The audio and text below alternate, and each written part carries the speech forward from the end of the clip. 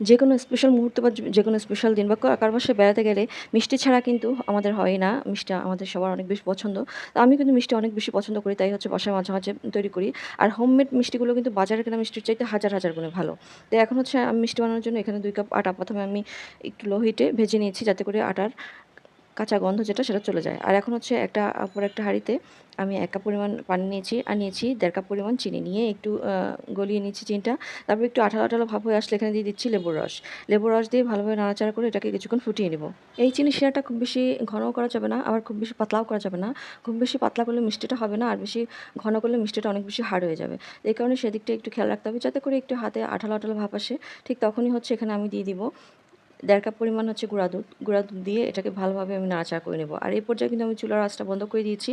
বন্ধ করে চুলার উপর রেখে হাঁড়িটা, তারপর হচ্ছে ভালোভাবে দুধগুলো আমি একটু চিনি শিরার সাথে মিশিয়ে নিচ্ছি, যাতে করে কোনো রকম গুটি বেঁধে না থাকে। গুটি বাঁধিয়ে থাকলে কিন্তু এই মিষ্টিটা মোটেই ভালো হয় না।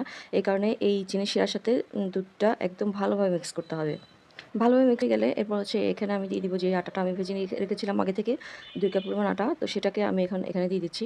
দিয়ে এই গুঁড়া দুধের সাথে ভালোভাবে মিক্স করে নিব। একদম ভালোভাবে মিক্স করতে হবে। আর মিক্স করার পর যে মনে হবে যেন আটাটার কারণে যেই দুধের খামিটা তৈরি করছি সেটা হয়তো শুকনো হয়ে যাবে। আসলে কিন্তু তা না। মাখতে, মাখতে দেখা যাবে যে একদম পারফেক্ট একটা ডো হয়ে গেছে। আর একটু করে মেখে আমি এই আটাটা যখন দুধের সাথে মিক্স করব, তখন হচ্ছে এখানে দিয়ে দিচ্ছি আমি ৩ চামচের মতো হচ্ছে ঘি।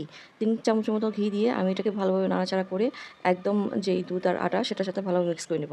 আর এই ঘিটা দেওয়ার ফলে কিন্তু একদম পারফেক্ট একটা ডো চলে আসবে। একটু ভালো করেই এটাকে নাড়াচাড়া করে একদম ভালোভাবে মিক্স করে আমি একটা ডো তৈরি করে নিয়েছি। আর এখান থেকে আমি হচ্ছে অল্প একটু ডো নিয়ে আমি এখন ফুড কালার ইউজ করব। এখানে আমি রেড ফুড কালারটা ইউজ করতেছি। আপনারা আপনাদের পছন্দ মতো যদি ইউজ করতে চান তো করতে পারেন। আমি এখানে রেডটা ইউজ করেছি, যাতে করে একটু দেখতে সুন্দর লাগে। এরপর বাকি যে খামি ছিল ওখান থেকে সাদা একটু খামি নিয়ে আমি এভাবে করে পলিব্যাগের ভিতর নিয়ে তারপর একটা রুটির মতো তৈরি করে নেব।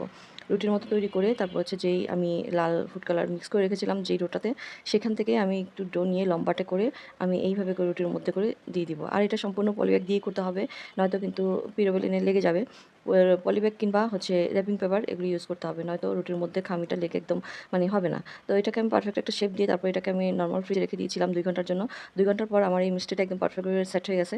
এখন হচ্ছে স্লাইস করে কাটার পালা। এটা খেতে কিন্তু খুব দারুণ হয়। বাজারে কেনা যে মিষ্টিগুলো হয় তার চাইতে হাজার, হাজার গুণে ভালো এই মিষ্টিগুলো। একবার আপনার বাসায় ট্রাই করে দেখবেন। এভাবে করে বানালে বাজারের কেনা মিষ্টিগুলো আর ভালো লাগবে না খেতে। স্বাদ, গন্ধ, টেস্ট সবটাই কিন্তু সম্পূর্ণ অন্যরকম, অসাধারণ এক কথায়।